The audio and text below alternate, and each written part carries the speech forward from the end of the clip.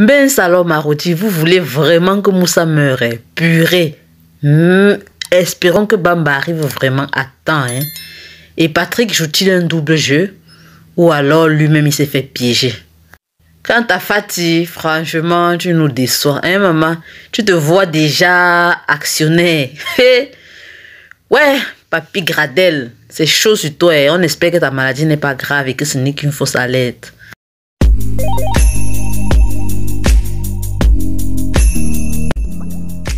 Les amis, avant de commencer, n'oubliez pas de liker la vidéo, de vous abonner, mais surtout d'activer la cloche de notification. Ouais, la copine d'Aminata, si elle est même où depuis, elle se cache même où depuis, là, on l'a fait ressortir comme ça. J'espère qu'elle n'aura pas un sale rôle à jouer dans le couple de Aminata et Issa. En tout cas, elle a fait venir comme ça là pour lui dire seulement que, mais depuis tu attends quoi? Qu'est-ce que tu fais toujours avec Issa là? Ouais, la fille, si laisse-les. En tout cas, Aminata a décidé de lui dire que non. À l'heure, sinon, tu vas seulement accepter notre relation. Sache que c'est comme ça et j'en ai décidé ainsi. Une chose est sûre, c'est que sa rencontre nous a fait comprendre que avant que Issa n'aille en prison, ils se sont encore promis amour, fidélité, tout le tralala quoi. Bref, on espère que quand il va sortir et s'il sort, ils vont enfin se marier. Aminata deviendra Aminata Diouf. Notre cher Issa Diouf est bel et bien en prison et Patrick essaie tant bien que mal d'aider ses amis. Mais alors, est-ce qu'il y parviendra? En tout cas, on l'a convaincu à lui mettre un mouchard chez le formateur. Et oui, mais après quoi? Après une bousculade pas possible, il a fallu que Moussa et Bamba frappent sur la table pour que Patrick réagisse un tout petit peu. Le gars est donc allé rencontrer le formateur pour achever son plan. Mais est-ce que c'est un plan tout à fait réussi? Une chose, c'est qu'il a réussi à mettre ses écouteurs. Mais alors, au vu de leur conversation, il a compris qu'ici, là, non, sa vie est lui-même bien en danger et celle de toute la bande, là. Et l'informateur, le formateur, je veux dire, c'est quelqu'un de très averti. Lui et le capitaine, ils préparent quelque chose, c'est sûr. D'ailleurs, il a fait comprendre à Patrick à l'heure, même s'il lui raconte tout, que tout est calme, il n'y a rien, on n'a pas besoin d'avoir peur. Mon frère, il a sorti la théorie du célèbre footballeur camerounais Magnan. Oui. La théorie du danger, c'est quand tu crois que tu n'es pas en danger, que tu es en danger. Ah ça, cependant, grâce à ces écouteurs, ils ont pu quand même avoir des informations sur la conversation que le formateur a eu avec le capitaine. Et oui, et tout est confirmé qu'ils travaillent bel et bien ensemble. Mais est-ce suffisant? Moussa a dit que lui aussi, il avait d'autres... C'est sa conviction qu'il pouvait présenter devant le juge pour pouvoir libérer Issa.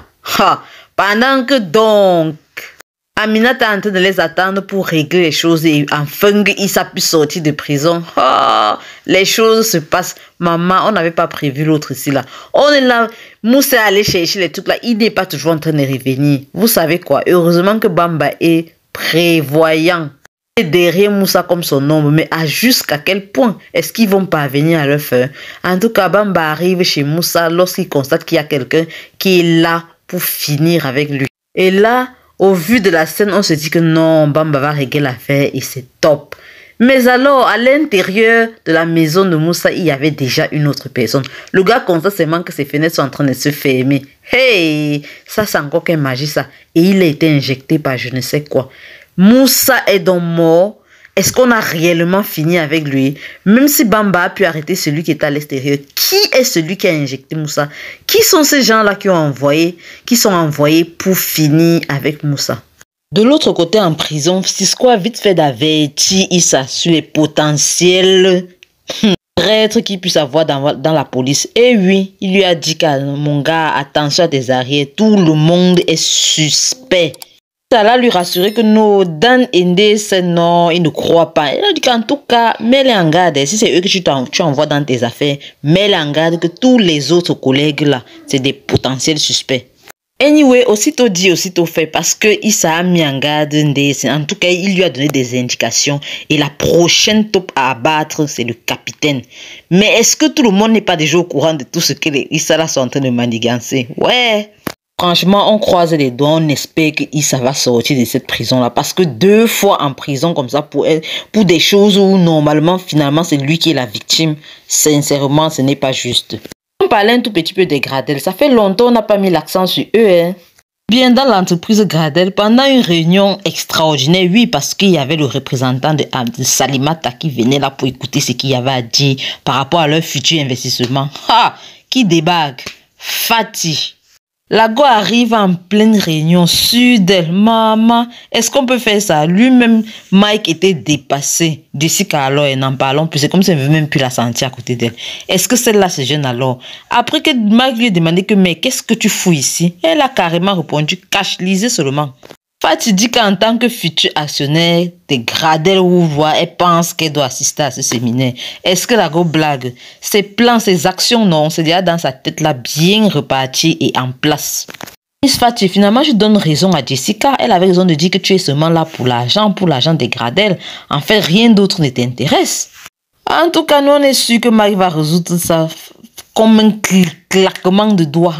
Entre-temps, il faut bien qu'il avance dans sa relation amoureuse avec Angel. Et Jessica qui est derrière, qui veut savoir tout, elle sait déjà.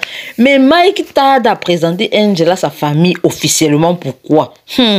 Notre Golden Boy aurait-il peur que les choses ne se passent pas bien et il préfère pour le moment laisser un peu de côté? Moi, je vois qu'Angel est comme sa prunelle et il préfère la préserver de tout le tralala, de la sommité de Gradel. Et donc, pour lui, c'est mieux comme ça. Mieux rester à l'écart.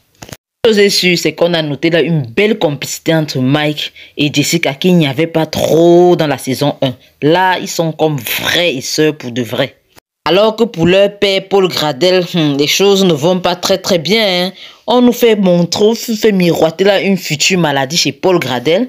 Mais alors, si Paul Gradel est malade au point où peut-être il ne va pas avancer dans ses travaux de l'entreprise, qu'est-ce qui va se passer? Paul Gradel a-t-elle la trembole, la maladie de Parkinson ou quoi encore? Pardon, aidez-moi mes chers divas, moi je ne maîtrise pas moi. Ce sont les symptômes de quelle maladie ça? En tout cas, le voilà chez le médecin, on espère que ce n'est pas inquiétant. Parce que si Paul Gradel tombe malade sérieusement là, genre il a une maladie qui va le faire mourir bientôt, ou peut-être il va perdre la mémoire, ou peut-être il va perdre la motricité, ça va donner quoi? Parce que depuis là, on attend quelque chose, que ça aille vite là avec le rôle de ce Paul Gradel. Mais on ne voit pas, il n'y a pas franchement un truc lumineux là qui fait waouh. Il a frappé ici en tant qu'acteur. Franchement, Marodi, on attend la sortie de Paul Gradel pour de vrai. Parce que depuis là, c'est comme s'il est dans l'ombre. Anyway, dites-moi en commentaire ce que vous pensez de cet épisode. On verra la suite après. Ciao, ciao.